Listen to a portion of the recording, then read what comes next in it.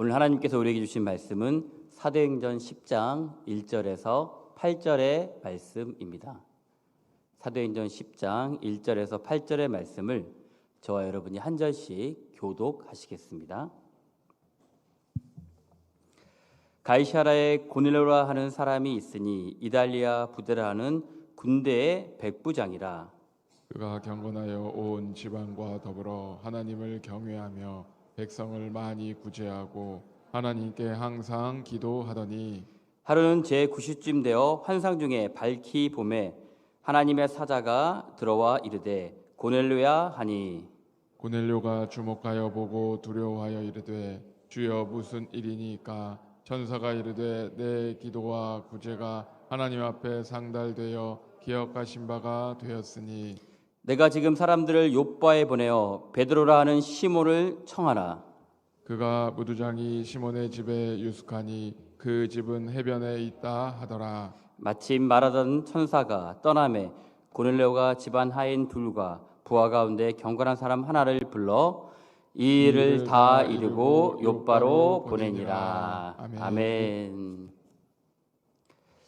오늘 본문에 등장하는 고넬료를 한마디로 정의하면 바로 경건한 사람입니다. 성도 여러분, 경건이란 무엇입니까?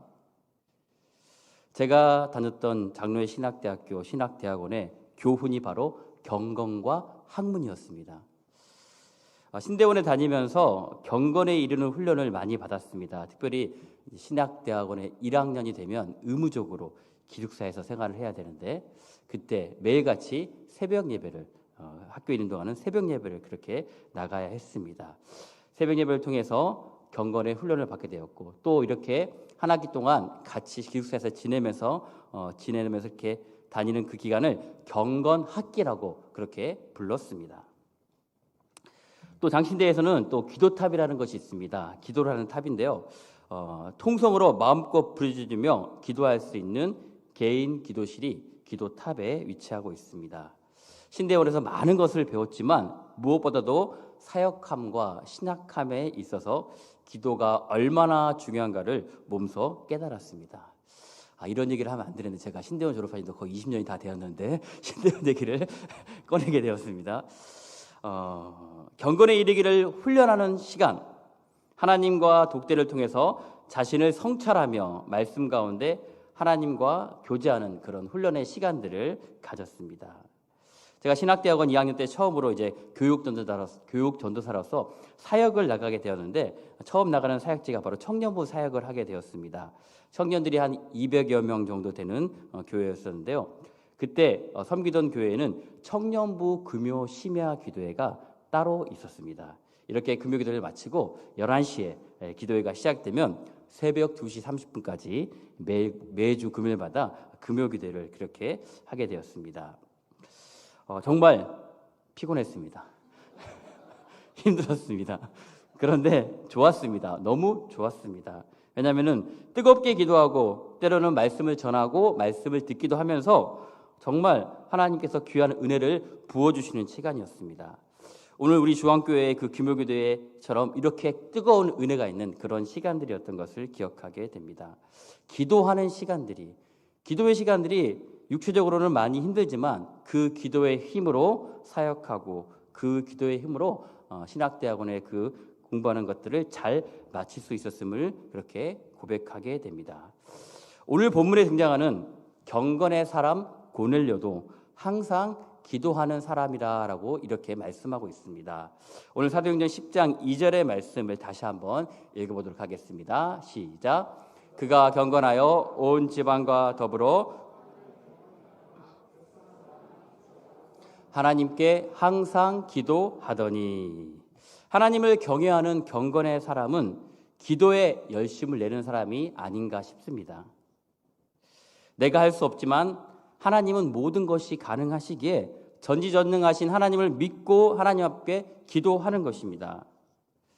그래서 살아가는 성도 여러분, 우리가 이렇게 기도를 하게 되는데 경건에 대해서 얘기를 하면서 경건이란 무엇이라고 그렇게 생각하십니까? 경건에 있어서 중요한 것이 하나가 바로 기도 생활이 아닌가 싶습니다. 그런데 이 경건을 우리가 한마디로 표현하면 경건은 하나님의 임재 앞에 서 있는 삶의 태도다라고 이렇게 이야기할 수 있을 것입니다. 그리고 이것은 바로 코람데오의 삶입니다. 코람데오는 무엇입니까? 하나님 앞에서 살아가는 것입니다. 모든 것을, 우리의 모든 것을 하나님이 행하실 것을 믿고 기도하며 온전히 맡기는 삶입니다. 이 삶이 바로 코람데오의 삶입니다. 경건에 대해서 사도 바울은 디모데후서에서 디모데에게 이렇게 이야기했습니다. 경건의 모양은 있으나 경건의 능력은 부인하니 이 같은 자들에게서 내가 돌아서라. 경건의 모양은 무엇입니까? 예배에 참석하고 기도하고 주일 송사하는 등 겉으로 드러나는 그 형식, 경건의 모양입니다. 그렇다면 경건의 능력은 무엇입니까? 바로 삶 속에서 우리의 죄와 싸우고 그것부터 이겨내고 예수 그리스도의 성품을 닮아가며 이웃에게까지 영향력을 미치는 실질적인 삶의 변화와 그 힘을 바로 경건의 능력이라 말씀하고 있습니다.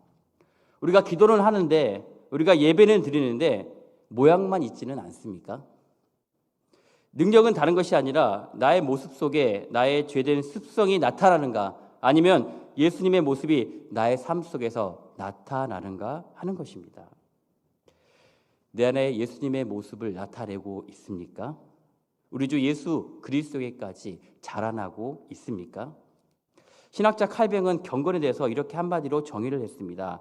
하나님의 무한한 은혜와 사랑을 깨달은 성도가 자발적인 감사와 자발적인 경외심으로 하나님 앞에 예배하고 일상의 모든 영역에서 그분의 주도권을 인정하며 살아가는 삶의 태도이다. 우리 일상의 모든 영역에서 하나님의 주도권을 인정하며 살아가는 삶의 태도, 이것이 바로 경건이라고 이야기하고 있습니다. 저와 여러분은 어떻게 살아가고 있습니까? 우리의 모든 삶의 영역에서 하나님을 주인으로 모시는 코람데오의 삶을 살아가고 있으십니까? 다시 한번 본문으로 들어와서 고넬료가 살고 있는 그 지역에 대해서 오늘 본문에 말씀하는데, 그것은 바로 이스라엘의 가이사라라는 곳입니다. 가이사라는 성경시대의 지중해 3대 도시 중에 하나였습니다. 튀르키예의 안디옥, 성경에서는 시리아 안디옥이라고 그렇게 일컫는 지명과 애굽의 알렉산드리아, 그리고 이곳 가이사라입니다. 가이사라는 이스라엘의 군사적이고 또한 행정 수도의 역할을 감당했습니다. 이곳에는 큰 항구가 있는 큰 도시였습니다. 그리고 이 도시의 이름도 로마 황제의 이름을 딴 가이사라입니다. 그래서 가이사라라는 뜻은 황제의 도시라는 뜻입니다. 라틴어로 카이사르가 바로 황제, 로마의 황제를 일컫습니다. 그 카이사르를 영어로 하면 시저가 되는 것이고 성경에서는 가이사로 표현을 하고 있습니다. 황제의 도시인 가이사라에서 백부장 고넬료가 지금 살아가고 있습니다. 그런데 이곳에 로마 군인인 백부장은 고넬료를 살아가고 있는데, 이 당시 이스라엘은 로마의 통치 아래에 있던 그런 속국이었습니다. 이곳에 로마의 군대가 주둔하고 있었고 그 주둔하는 부대의 이름을 이달리아 부대라고 이렇게 성경에서 말하고 있습니다. 이탈리아 부대라는 뜻입니다. 이 부대가 한 600명 정도 되는데 그 중에서 백부장은 100명의 군인을 통솔하는 장교입니다. 로마 군인입니다. 그런데 중요한 것은 그가 경건하다는 사실입니다. 이방인이지만 하나님을 경외하는 사람이었습니다. 로마 황제인 가이사에게 복종하고 황제를 경외하며 섬기는 로마의 군인이지만 그렇게 황제를 섬기는 것이 아니라 하나님을 경외하며 하나님을 섬기는 믿음이 고넬료에게 있었습니다. 사실 고넬료가 이렇게 하면 되지 않습니다. 이렇게 살아가면 안 됩니다. 그런데 고넬료는 하나님을 경외하며 경건한 사람이었기 때문에 그의 인생에 있어서 중요한 것이 무엇인지 알고 있었고 그것을 섬기는 모습을 보여줍니다. 오늘 고넬료에 대해서 우리가 읽지는 않았지만 사도행전 10장 22절에 이렇게 말씀하십니다. 우리 같이 한번 읽어보겠습니다. 그들이 대답하되 백부장 고넬료는 의인이요 하나님을 경외하는 사람이라 온 유대 온 족속이 칭찬하더니 그가 거룩한 천사의 지시를 받아 당신을 그 집으로 청하여 말을 들으려 하느니라 한데, 고넬료가 베드로를 청하여서 예수 그리스도의 복음의 말씀을 듣고자 합니다. 기도의 사람 고넬료는 열심히 기도하는 가운데 환상을 보았습니다. 그리고 천사가 그에게 말하기를 베드로를 초청해서 그에게 복음의 말씀을 들으라라고 그렇게 이야기했습니다. 고넬료가 열심히 기도하는 가운데 하나님께서 역사하셔서 그의 부족한 부분을 베드로를 통해서 채우고자 하십니다. 기도의 사람 고넬료, 그의 직업은 분명 군인이었습니다. 일반적으로 우리가 군인을 얘기할 때 군인은 믿음이 좀 좋다라고 그렇게 이야기합니다. 왜냐하면 군인은 상관의 명령에 묵묵히 순종하는 사람이기 때문입니다. 그래서 기본적으로 순종의 자세가 있습니다. 오늘 우리가 사도행전 10장에서 가이사랴의 백부장에서 대해서 말씀을 나누고 있는데 누가복음 7장에 또 다른 백부장에 대해서 이야기하고 있습니다. 갈릴리 가버나움의 바로 백부장입니다.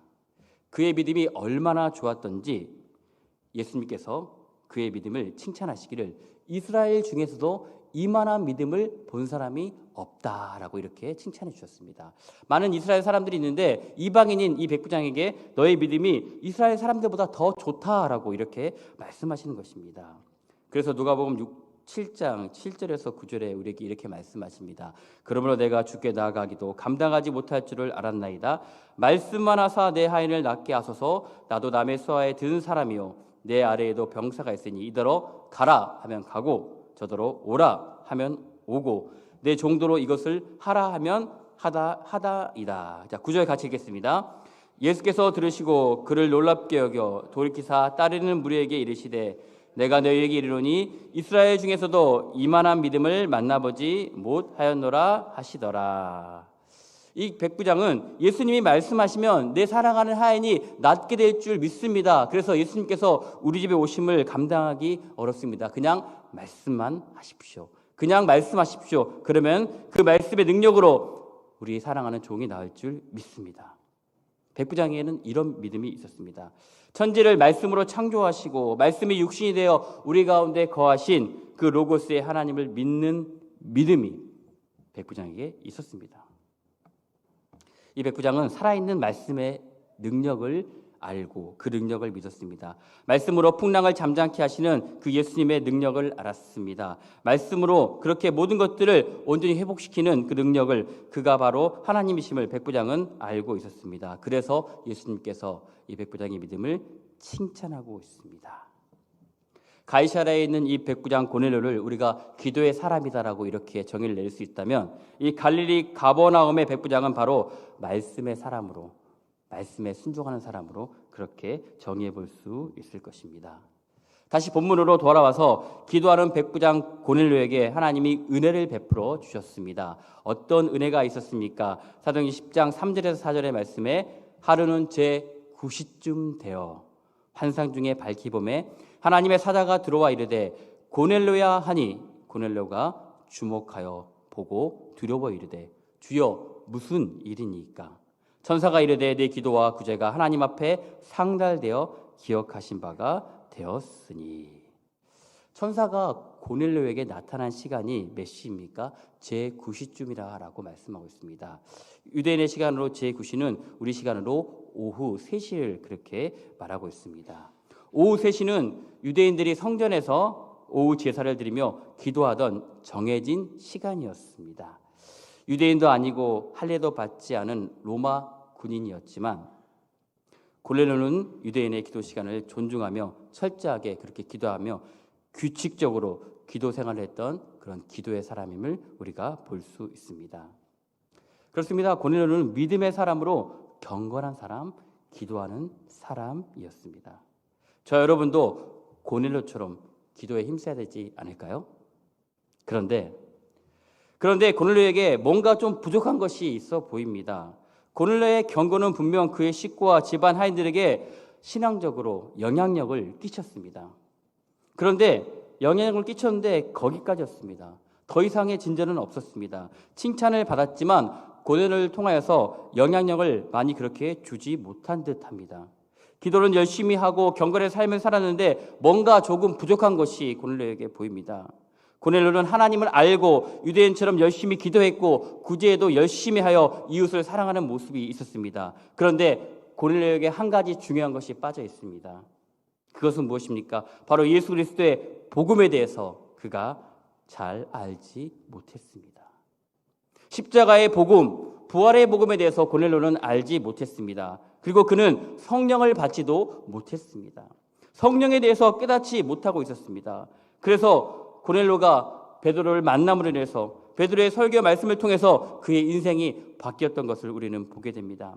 그 말씀에 대해서 사도행전 10장 44절과 45절에 이렇게 말씀하십니다. 같이 읽어보겠습니다. 베드로가 이 말을 할 때 성령이 말씀 듣는 모든 사람에게 내려오시니 베드로와 함께 온 할례 받은 신자들이 이방인에게도 성령 부어주심으로 말미암아 놀라니. 고넬료와 함께한 사람들이 베드로의 설교 말씀을 들을 때 어떤 일이 일어났습니까? 성령이 임하게 되었습니다. 그전에는 이방인에게 성령이 임하지 않았습니다. 그런데 이제 이방인인 고넬료와 거기에 모인 사람들에게 성령이 임하게 되었습니다. 베드로 사도의 말씀을 듣고 성령이 임하게 되었습니다. 베드로는 그의 설교를 통해서 3,000명의 사람들이 회개하고 주님 앞으로 돌아와 구원을 받는 그런 일을 감당했습니다. 오순절의 성령의 강림 사건으로 말미암아 사람들은 변화되어 하나님의 말씀을 듣게 되었습니다. 아니, 생명의 말씀이 그들의 생각과 가치관을 완전히 바꾸어 놓았습니다. 회개하고 하나님 앞으로 나와 구원받고 새로운 피조물이 되었습니다. 생명의 말씀이 사람을 변화시켰습니다. 생명의 말씀이 우리의 삶을 변화시키는 줄 믿습니다. 고넬료는 분명 신앙에 열심이 있었습니다. 그런데 생명의 복음, 예수 그리스도의 복음이 그에게는 안타깝게도 없었습니다. 그래서 성령도 받지 못했습니다. 말씀이 없으니 능력이 나타나지 않았습니다. 자신과 그 집안 사람들에게 영향을 미칠 수 있었지만 거기까지였습니다. 경건한 사람, 기도하는 사람에게 성령이 임해야만 진정한 변화가 올 수 있습니다. 성령이 임하지 않으면 안 됩니다. 우리가 열심을 내어서 기도하는 것 너무나 중요하지만 성령께서 역사하지 않으시면 능력이 나타나지 않습니다. 그 열심이 나의 열심이 될 수가 있습니다. 하나님이 기뻐하시는 열심이 아니라 내가 원하는 열심으로 우리는 얼마든지 기도할 수 있습니다. 그래서 뭔가가 부족합니다. 그것을 무엇으로 채울 수 있습니까? 우리에게 있는 허전함, 뭔가 모르는 채워주지 않는 그 어떤 것, 이것이 무엇입니까? 바로 영의 말씀입니다. 우리의 영이 말씀으로 채워져야 됩니다. 하나님의 말씀은 성령의 인도하심으로 쓰여졌기 때문에 성령이 아니고서는 하나님의 말씀을 깨달을 수가 없습니다. 하나님의 말씀만이 우리의 빈 공간을, 우리의 허전함을 채울 수가 있습니다. 그래서 사도 바울은 이렇게 말합니다. 디모데후서 3장 16절 17절에 모든 성경은 하나님의 무엇으로? 감동으로 된 것으로 교훈과 책망과 바르게 함과 의로 교육하기에 유익하니. 17절 같이 읽겠습니다. 이는 하나님의 사람으로 온전하게 하며 모든 선한 일을 행할 능력을 갖추게 하려 함이라. 하나님의 영으로 성령의 감동으로 쓰여진 말씀이 우리를 하나님의 사람으로 온전케 하겠는 줄 믿습니다. 디모데후서 3장 오늘 읽은 그 말씀에서 하나님의 감동이라는 이 단어는 헬라어로 테오푸니스토스입니다. 이것은 직역하면 하나님이 숨을 불어 넣으셨다라는 뜻입니다. 하나님께서 후 하고 숨을 불어 넣으셨다. 이것이 바로 하나님의 감동입니다. 이것은 성경이 인간의 지혜나 상상력이 아니라 하나님의 영이 직접적인 역사하심으로 말미암아 기록되었음을 의미합니다. 그렇기 때문에 하나님의 말씀을 성령으로 깨달을 수 있습니다. 성령 충만한 가운데 우리는 하나님의 말씀을 깨달을 수 있고 또한 그 말씀이 우리 가운데 살아 역사하게 됩니다. 이방인 고넬료는 복음의 말씀을 들으면서 그렇게 성령을 받게 되었습니다. 그는 예수 그리스도의 복음을 깨닫게 되고 세례받아서 죄 사함의 은혜를 누리는 최초의 이방인이 되었습니다. 고넬료의 구원 이후에 이방을 향한 복음의 길이, 구원의 길이 활짝 열리게 되었습니다. 복음이 땅끝까지 전해지는 도화선이 되었습니다. 사도행전 1장 8절에 이렇게 말씀하십니다. 우리 너무나 잘 아시는 말씀인데 우리 함께 같이 읽겠습니다. 오직 성령이 너희에게 임하시면 너희가 권능을 받고 예루살렘과 온 유대와 사마리아와 땅끝까지 이르러 내 증인이 되리라. 아멘. 땅끝까지 이르러 이 고넬료의 사건을 통해서 이방인 고넬료가 구원받고 세례받고 하나님의 말씀에 들어가며 성령 충만한 가운데 이렇게 땅끝까지 이르러 복음의 증인이 되는, 그 땅끝까지 복음이 전해지는 그런 역할을 감당하게 된 것입니다. 고넬료는 경건한 사람이었습니다. 그가 비록 완전하지는 않았지만 하나님 앞에서 살아가려고 발버둥치며 말씀 가운데 살아가려는 그렇게 노력하는 모습을 우리는 볼 수 있습니다. 하나님은 우리가 생명의 말씀 가운데 살아가기를 원하십니다. 하나님 앞에 기도하는 거 너무나 중요합니다. 그런데 기도만 하면 되지 않습니다. 기도하기에 앞서서 우리는 기도하면서 하나님의 말씀을 붙잡아야 합니다. 그래야 우리가 다른 것으로 기도하지 않게 됩니다. 그래야 우리가 우리의 욕심으로 기도하지 않게 됩니다. 진정한 경건이란 무엇입니까? 기도하며 말씀 안에 거하며 성령 충만한 삶을 살아가는 것입니다. 오늘 이 밤에 하나님의 말씀을 듣고 기도하는 가운데 성령 하나님께서 우리 가운데 강하게 역사하실 줄 믿습니다. 성령 하나님께서 우리를 새롭게 하실 줄 믿습니다. 그래서 성령으로 변화되고 생명의 말씀으로 변화되어서 하나님이 찾으시는 그 한 사람이 되시기를 주님의 이름으로 축원드립니다. 하나님 앞에 경건의 모양만 있는 것이 아니라 경건의 능력, 말씀의 능력, 기도의 능력, 성령의 능력으로 하나님이 기뻐하시는 우리 주왕의 모든 공동체가 되시기를 다시 한번 주님의 이름으로 축원드립니다. 아멘. 기도하겠습니다.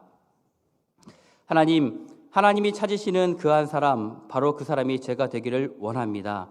성령으로 충만하여 생명의 말씀으로 살아가며 복음의 능력으로 승리하는 우리 모든 믿음의 백성들 되게 하여 주시옵소서. 나의 열심이 아닌 성령 하나님의 열심으로 하나님의 기쁨이 되는 주한 공동체 되게 하심에 감사드리며 이 모든 말씀 살아계신 예수 그리스도 이름으로 기도하옵나이다. 아멘.